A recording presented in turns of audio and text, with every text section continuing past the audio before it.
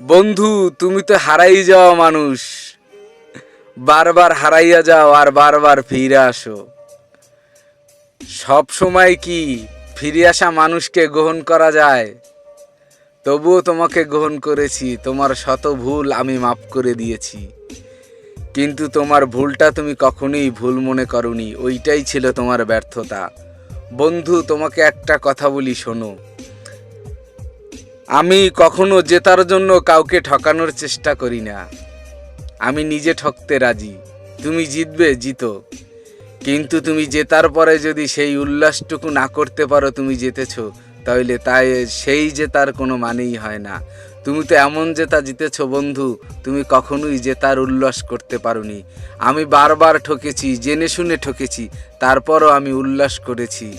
কারণ আমি জানতাম এই খেলায় আমার ঠকটা আমি নিজেই এনেছি, তুমি দাওনি।